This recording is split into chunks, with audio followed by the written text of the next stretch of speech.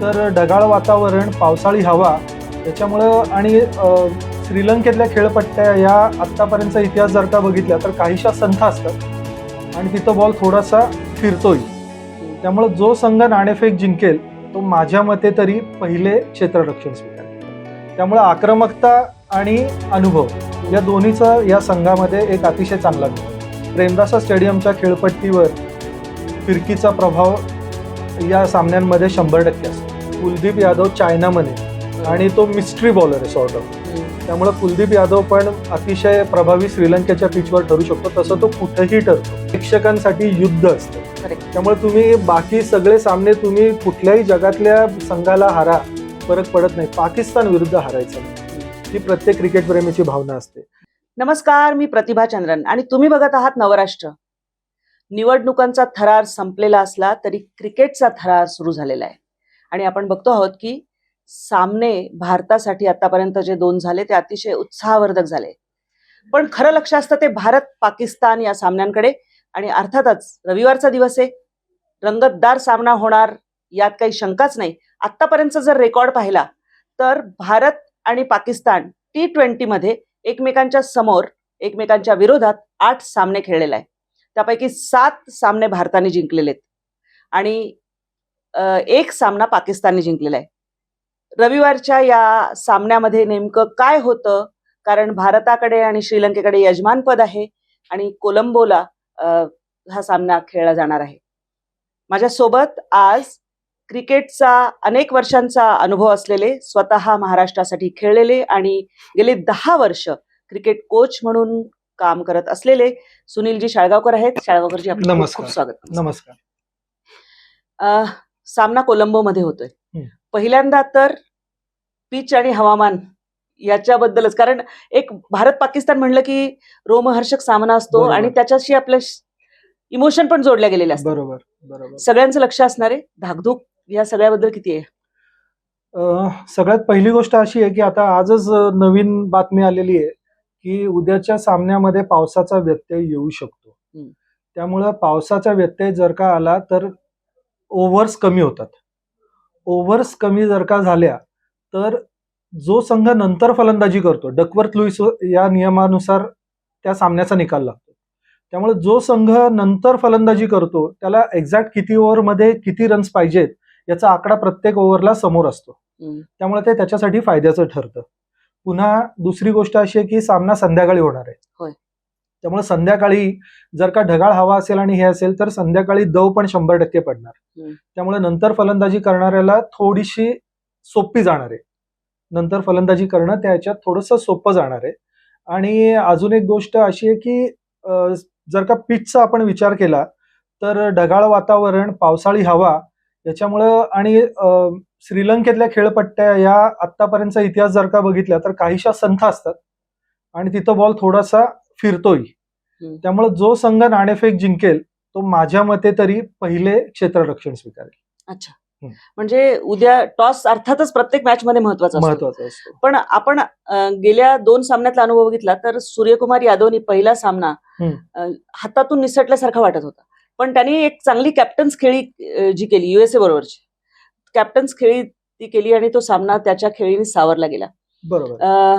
पण आता पाकिस्तान सोबत आपण खेळतो आहोत आणि पाकिस्तानच्या सोबत खेळण्याचा अनुभव असलेले 3च खेळाडू आत्ताच्या आपल्या टीम मध्ये संघामध्ये आहेत. तर कसं तुम्ही ऍडव्हान्टेज डिसएडव्हान्टेज काय बघता? ऍक्च्युली खरं सांगायचं झालं तर संघामध्ये जरी 11 मध्ये खेळणारे फक्त 3 जण आहेत की ज्यांना पाकिस्तान विरुद्ध खेळण्याचा अनुभव आहे, तरी तुम्ही ओव्हरऑल जर का बघितलं तर हे सगळे खेळाडू वर्षभर वेगवेगळ्या लीग्समध्ये खेळत असतात. IPLचा प्रचंड अनुभव आहे आणि आंतरराष्ट्रीय सामन्यांचाही या संघाला प्रचंड अनुभव आहे. एकतर तरुण आहेत अतिशय, त्यामुळे आक्रमक आहेत. स्किल सेट त्यांचा अतिशय चांगला आहे, गुणवत्ता अफाट आहे.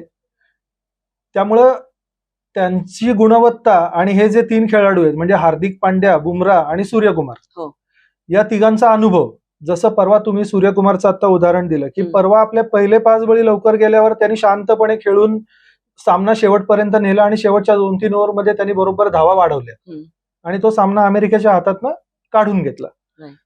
आत्ताच्या या संघात आपल्याकडे 8 अतिशय चांगले म्हणजे अष्टपैलू आणि प्युअर बॅट्समन असे धरले तर आक्रमक 8 जण आहेत आपल्याकडे. पण त्यातही सूर्यकुमार आणि हार्दिक पांड्या हे दोघं हो. असेत की जर का समजा 2-3 विकेट एकदम फटकन गेल्या बरोबर. तरी हे खेळपट्टीवर थांबून आवश्यक तेवढ्या धावा शेवटी बरोबर संघासाठी करू शकतात. त्यामुळे आक्रमकता आणि अनुभव या दोन्हीचा या संघामध्ये एक अतिशय चांगला मिळतो.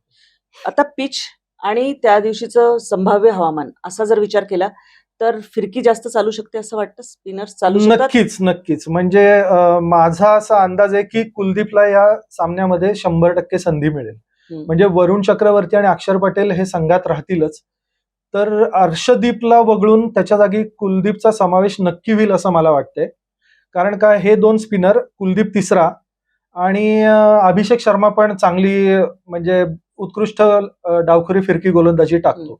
आणि प्रेमदासा स्टेडियमच्या खेळपट्टीवर फिरकीचा प्रभाव या सामन्यांमध्ये 100% असतो.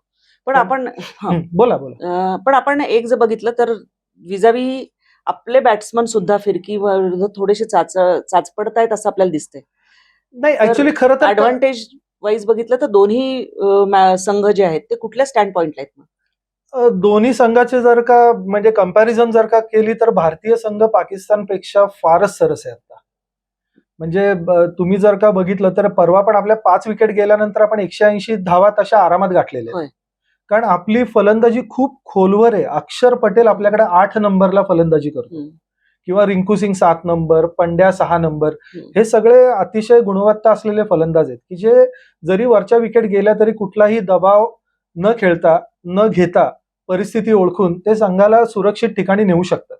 त्यामुळे आपली फलंदाजी अतिशय खोलवर आहे. आणि कसं आहे की अभिषेक शर्मा, ईशान किशन हे अतिशय आक्रमक फलंदाज आहेत. त्यामुळे एखाद्या दिवशी ते नक्कीच अपयशी ठरू शकतात. पण ते जरी अपयशी ठरले तरी मधल्या फळीत सूर्यकुमार जबाबदारी घेऊन आता तो भलत्याच फॉर्म मध्ये आलेला आहे. मागचं वर्ष जरी खराब गेलं तरी आता तो परत ज्या फॉर्म मध्ये आलाय तो परिस्थिती ओळखून त्याप्रमाणे खेळपट्टीवर उभं राहून संघाला या परिस्थितीतनं नक्कीच सावरू शकतो. त्यामुळे फलंदाजी जर का दोन्ही संघाची कंपॅरिझन केली तर पाकिस्तानकडे तशी फलंदाजी म्हणजे असे नावाजलेले फलंदाज कोणीच नाहीये. बाबर आझम हे नाव जेवढं झालंय तेवढं त्याचा काही परफॉर्मन्स आजपर्यंत नाहीये. आणि T20ला सगळ्यात महत्वाची गोष्ट असते स्ट्राईक रेट. तो त्याचा हार्डली 120चा स्ट्राईक रेट आहे, 115-120. त्यामुळे तो जरी त्यांनी धावा केल्या तरी तो त्यासाठी चेंडू खूप घेतो. आणि तसं एक फकर जमान, साहिबजादा फरहान आणि बाबर आझम हे 3 जण सोडले तर बाकी तशी त्यांची फलंदाजी खूपच म्हणजे अननुभवी आहे.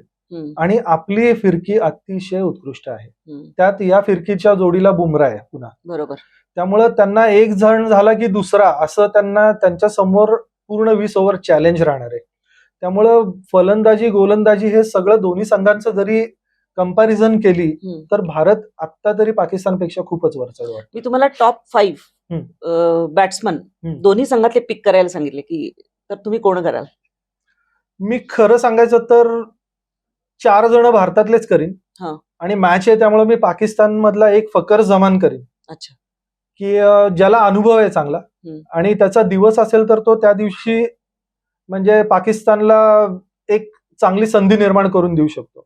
आणि भारतासाठी म्हणायचं तर अभिषेक शर्मा, ईशान किशन, सूर्यकुमार यादव हे म्हणजे काय म्हणतात. आणि चौथा म्हणायचं झालं तर मी हार्दिक पांड्या म्हणेन. अच्छा. कारण सूर्य आणि हार्दिक पांड्या हे परिस्थितीप्रमाणे स्वतःला चेंज करू शकतात. आणि ईशान आणि अभिषेक शर्मा हे इतके आक्रमक आहेत की ते पहिल्या 5 सामन्यातच सामन्याचा निकाल स्पष्ट करू शकतात. त्यामुळे हे 4 आपले भारताचे. आणि पाकिस्तानसाठी बोलायचं झालं तर फकर जमान. तेच मी बॉलर्स बद्दल तुम्हाला विचारेन की दोन्ही संघाची तुलनात्मक हे केली तर टॉप 5 बॉलर्स तुम्ही कुठले पिक कराल? या बाबतीत खरं सांगायचं झालं तर 5 माझ्यासाठी भारताचेच असतील. ओके. कारण का म्हणजे ही तुम्ही पार्शलिटी समजू नका. आम्ही हे अतिशय फेअर आपण हे बोलतोय. म्हणजे त्यांचं रेकॉर्ड पण तसंच आहे. आणि दर्जा जर का एकंदरीत गोलंदाजीचा बघितला आता पाकिस्तानकडे 2 फिरकी गोलंदाज आहेत. एक तो उस्मान ज्याच्या ऍक्शनवरनं सध्या खूप वादविवाद चालू आहे. एल्बो ऍक्शनवर म्हणजे त्याची गोलंदाजी तेवढी घातक नाहीये पण त्याच्या ऍक्शन मध्ये हात त्याचा राऊंडाम येतो. करेक्ट. तो गोलंदाजी करताना खूप मोठा पॉज घेतो. त्यामुळे त्याला बॅट्समनला रीड करायला थोडा एक ऍडिशनल वेळ मिळतो आणि बॅट्समन काहीसा गोंधळत जातो. एवढंच त्याच्या बॉलिंगमध्ये एक काय म्हणतात आपण वैविध्य आहे असं म्हणू. आणि दुसरा फिरकी गोलंदाज त्यांचा आय थिंक त्याचं नाव मी विसरलो. या पॉज बद्दल मी सांगते तुम्हाला की पॉज बद्दलचा एक स्वतंत्र व्हिडिओ तुम्हाला नवराष्ट्रवर पाहायला मिळेल, तो अवश्य पहा. लिंक जी आहे ती कमेंट बॉक्समध्ये मी टाकतेय. तर दुसरा जो फिरकी गोलंदाज आहे तो पण काही म्हणजे खूप असं त्याच्याविषयी विचार करायची किंवा त्यासाठी काही वेगळी रणनीती आखायची भारताला गरज नाही. पण जर का भारताकडे बघितलं तर वरुण चक्रवर्ती हा तुम्हाला विकेट्स काढून देतोच. कुलदीप यादव चायनामन आहे आणि तो मिस्ट्री बॉलर आहे सॉर्ट ऑफ. त्यामुळे कुलदीप यादव पण अतिशय प्रभावी श्रीलंकेच्या पिचवर ठरू शकतो, तसं तो कुठेही ठरतो. आणि जसप्रीत बुमराह आहे आपल्याकडे. आणि अक्षर पटेलला जर का तिथं टप्पा सापडला तर अक्षर पटेलची गोलंदाजी जर का तुम्ही बघितली तर फ्लॅट पिचवर त्याचे चेंडू आत येतात, जे बाहेर वळायला पाहिजे ते आत येतात. त्यामुळे श्रीलंकेच्या पिचवर त्याचा बॉल मध्येच वळेल, मध्येच आत पण येईल. त्यामुळे तोही फलंदाजांना गोंधळात टाकू शकतो, कारण अॅक्युरेसी हे त्याचं मेन अस्त्र आहे अक्षर पटेलचं. त्यामुळे हे तिघही जण, आणि त्यात जसप्रीत बुमराह बद्दल काय बोलायचं, तो म्हणजे कुठल्याही क्षणाला सामना हातातनं गेलेला, जसं आपण वर्ल्ड कप T20 फायनल बघितली, हातातनं गेलेला सामनाही त्यांनी फिरवला होता आफ्रिकेविरुद्ध. आणि सेम पाकिस्तान विरुद्ध मागचा सामना, की आपल्याला वाटत होतं की 130 रन झालेत आपल्या, फक्त आरामात पाकिस्तान जिंकेल अशी एक वेळ परिस्थिती होती, पण त्यांनी मध्ये येऊन 2 विकेट काढल्या, सामना फिरवला. सो ही त्याची जी कपॅसिटी आहे, त्यामुळे भारतीय गोलंदाजी खूप वरचढ आहे. तर उद्याचा जो कोलंबोचा सामना होणार आहे तो तुम्हाला खूप रोमहर्षक असा निश्चित होणार आहे. अर्थात पावसाने साथ द्यावी आणि म्हणजे पैसा वसूल सामना पाहायला मिळावा असं. कारण भारत पाकिस्तान, शाळगावकरजी, आपण बघतो नुसतं खेळ म्हणून बघितला जात नाही. हे सामने आपण अक्षरशः वॉर म्हणून बघितो. सगळ्या देशाच्या सेंटिमेंट्स आणि इमोशन्स असतात. अगदी खरं. तर याच्यामध्ये तुम्ही दोन्ही संघांची तुलना आतापर्यंत आपण जर बघितलं तर ऍडव्हान्टेज इंडिया असं जरी दिसत असलं तरी क्रिकेट आहे शेवटी, आणि अनसर्टनिटी असू शकते. कुठे भारताला बेसावध राहून चालणार नाही. जसं अमेरिकेविरुद्ध झालं तसं. म्हणजे खरं सांगायचं तर तेवढी एकच पाकिस्तानला संधी असेल या सामन्यात, कारण भारत पाकिस्तान सामन्याचं एक वेगळंच दडपण असतं, खेळाडूंवर असतं. कारण तुम्ही म्हणालात तसं अपेक्षा प्रेक्षकांसाठी युद्ध असतं. करेक्ट. त्यामुळे तुम्ही बाकी सगळे सामने तुम्ही कुठल्याही जगातल्या संघाला हारा, फरक पडत नाही, पाकिस्तान विरुद्ध हारायचं नाही, ही प्रत्येक क्रिकेट प्रेमीची भावना असते. त्यामुळे पाकिस्तान विरुद्धचा सामना हा अतिशय चुरशीने लढला जातो. दोन्ही संघ प्रचंड दबावाखाली असतात. पण असं आहे की एखादा संघ जर का दबावाखाली ढेपाळला तो नॉर्मली या सामन्यात मार खातो. म्हणजे 8 सामन्यामधले 7 सामने पाकिस्तानने गमावलेत, कारण ते दबावाचा सामना नाही करू शकले त्यावेळेला. विराट कोहलीची ती इनिंग, ज्या वेळेला तो पाकिस्तानचा बॉलर 2 सिक्सर त्यांनी शेवटच्या बॉलला त्याच्या मारल्या, आणि एकदम 1 ओव्हरमध्ये 18 असं होण्यासारखं समीकरण विराट कोहलीने आणून ठेवलं. त्यामुळे दबावाखाली तो पण हॅरिस रऊफला एकदम दबावाखाली ढेपाळला, पाकिस्तानने सामना गमावला. मागच्या सामन्यात तिलक वर्माने मोकेच्या क्षणाला ती सिक्सर मारली, सामना भारताच्या हातात आला. त्यामुळे ही जी गोष्ट आहे ना, की जसं अमेरिकेच्या विरुद्ध झालं की आपले 3-4 विकेट जर का एकदम गेल्या तरच पाकिस्तान सामन्यात येऊ शकतो. किंवा आपल्या गोलंदाजावर सुरुवातीमध्ये जोरदार आक्रमण केलं, 5 ओव्हरमध्ये 60-70 रन त्यांनी जर का ते काढू शकले, पॉवर प्लेमध्ये 6 ओव्हरमध्ये 60-70, की एखादीच विकेट गेली पण 60-70 रन काढल्यात, तर त्यांना जरा सामन्यामध्ये संधी राहील. पण अशी संधी भारत त्यांना कितपत दिला आता, कारण का ईशान किशन आणि अभिषेक शर्मा हे आक्रमक खेळण्याच्या नादात कदाचित एखाद दिवशी आउट होऊ शकतात, पण माझ्या मते प्रत्येक दिवशी असं होऊ शकत नाही. आणि जरी ते आउट झाले तरी आपल्याकडे 8 नंबर पुढे अजून 6 जण आहेत फलंदाजी करायला. त्यामुळे तसं मला वाटत नाही, कारण का रणनीती त्याप्रमाणे गंभीर आणि सूर्यकुमार व्यवस्थित आखलेली असेल. प्रत्येकाला आपली जबाबदारी माहिती आहे. त्यामुळे माझ्यासाठी भारतासाठी कच्चा दुवा म्हटलं तर जर का आपल्या विकेट्स एकदम गेल्या तरच, एवढी एकच भारताला म्हणजे सामना गमावू शकतो, तर आपण फक्त दबावाखाली ढेपाळलो तरच. प्लेइंग 11 काय अँटिसिपेशन आहे तुमचं? आपण बॉलर्स बद्दल बोललोच आहोत, पण त्याशिवाय प्लेइंग 11, इंडियन प्लेइंग 11 बद्दल तुमचं काय? माझ्या मते एकच बदल होईल. अर्शदीप सिंगला फक्त काढून कुलदीपला येईल, बाकी कोणाला म्हणजे वगळतील असं वाटत नाही. कारण रिंकू सिंग पण टीम मध्ये आवश्यक आहे आता, कारण त्याचा परफॉर्मन्स तसा हे नाही राहिला. तुम्ही जर का बघितलं तर त्याला तशी संधी मिळत नाही. म्हणजे त्याला खेळायला मिळतात 3-4 ओव्हर, किंवा त्याला येऊन फक्त मारणे एवढंच त्याचं काम आहे. आणि अशा वेळेला ना खरं तर चालला तर चालतो एखादा फलंदाज, पण अपयशी ठरायची शक्यता असते. त्यामुळे माझ्या मते त्याला थोडी संधी द्यायला, जसं संजू सॅमसनला आघाडीला येऊन सुद्धा पॉवर प्ले मध्ये रन्स करण्यासाठी त्याला आता 15-20 संधी दिल्यात. मग त्या मानाने रिंकू सिंग तसा काही अजून फेल गेलेला नाहीये. त्यामुळे रिंकू सिंग आणि त्याचा दिवस असेल तर तो सामना म्हणजे मोठ्या रन्स करू शकतो. शेवटी भारताला एक चांगलं अटॅकिंग हे करून देऊ शकतो तो. त्यामुळे रिंकू सिंगला वगळतील असं वाटत नाही. फक्त अर्शदीपच्या जागी कुलदीप एवढंच मला. टॉस खूप महत्वाचा राहील. टॉस जिंकणारा संघ माझ्या मते पहिले फिल्डिंग करेल 100%. कारण ढगाळ हवा, त्यामुळं काहीस पिच मध्ये ज्याला मॉइश्चर म्हणतो आपण, काहीसा ओलावा असतो. त्यामुळे चेंडू काहीसा सुरुवातीला थांबून येईल. त्याचा फायदा बुमराही उठवेल आणि आपले स्पिनर तर उठवतीलच. आणि चेंडू थोडी फिरकी पण घेतो. सेम त्यांच्यासाठी पण आहे. शाहीन शाह आफ्रिदी आहे त्यांच्याकडं आणि स्पिनर हे दोघं जण चांगले आहेत. म्हणजे उस्मान तारिकचं नाव झालंय, म्हणजे तो चर्चेत आहे, पण तो आहे आणि तो दुसरा स्पिनर. त्यामुळं त्यांच्यासाठी खरं म्हणलं तर त्यांचा म्हणजे वेगवान गोलंदाजी त्यांची पहिल्यासारखी धारदार नाहीये. इव्हन शाहीन शाह आफ्रिदी पण पहिल्यासारखा धारदार नाहीये. पण त्यावेळेला त्या वातावरणात खेळपट्टीचा फायदा जर का त्यांची पहिले फिल्डिंग आली तर तो उठवू शकतो. म्हणजे जो पहिले फिल्डिंग घेईल त्याच्यासाठी सामना उद्याचा म्हणजे सोपा नाही म्हणता येणार. खरं सांगायचं स्ट्रॅटेजिकली या सगळ्या स्ट्रॅटेजिक गोष्टी आहेत. म्हणजे आपण बोलणं वेगळं इथं आणि प्रत्यक्ष मैदानावर परिस्थिती क्रिकेट आहे. इथं एका चेंडूमध्ये खेळ इकडचा तिकडं पूर्ण होऊ शकतो. हे सगळे अंदाज आहेत आणि जी काही तिथं परिस्थिती असेल त्यावरचा हे एक विश्लेषण आहे. प्रत्यक्ष परिस्थिती ही पूर्ण वेगळी असू शकते. पण जर का इतिहास बघितला आणि कंडिशन्सचा, जर का प्लेइंग कंडिशन्सचा विचार केला तर जर का पावसाचा व्यत्यय येणार असेल, ढगाळ हवा असेल, काहीच म्हणजे स्टिकी विकेट ज्याला म्हणतो की चेंडू थांबून येणार आणि फिरणार असेल, तर टॉस जिंकणारा संघ पहिले नक्कीच फिल्डिंग घेईल. भारतातला सोडून कुठला प्लेअर तुमचा जास्त एकदम फेवरेट आत्ताच्या ह्याच्यामध्ये तुम्हाला दिसतो की ज्याच्यात चमक आहे? आणि हे तुम्ही मला वाटतं इंडियन ह्याच्यातले बरेच सांगू शकाल फटाफट. हो, भारतात सध्या जर का बघायचं झालं तर अभिषेक शर्मा आणि ईशान किशन. म्हणजे ईशान किशनला तर वन डे मध्ये 200 रन्स केल्यानंतर त्याला टीम मधनं ड्रॉप केलं होतं. म्हणजे तो लिटरली डिप्रेशन मध्ये गेला होता. परंतु त्यांनी घरेलू क्रिकेटमध्ये धावांचे रतीब घातले. परत तो संघामध्ये आलाय आणि आल्यानंतर तो ज्या पद्धतीने खेळतोय ते म्हणजे अभिषेक शर्माही त्याच्या पुढे कधी कधी फिका वाटतो, अशी परिस्थिती आता. त्यामुळे माझ्या मते अभिषेक शर्मा आणि ईशान किशन हे मला भयंकर आपल्या म्हणजे टीम मध्ये आता तरी एकदम उठून दिसणारे असे की परफॉर्मर्स छान आहेत दोघं जण. तर तुम्ही बघताय की सातत्याने ज्यांनी विकेट्स पण हे केले आहेत त्यामध्ये वरुण आहेच अर्थातच. शाळगावकरजींनी जी नावं सांगितली त्यांचा पण खेळ बघण्यासारखा असणार आहे. एकंदर काय तर रविवारची संध्याकाळ अतिशय रोमहर्षक असणार आहे.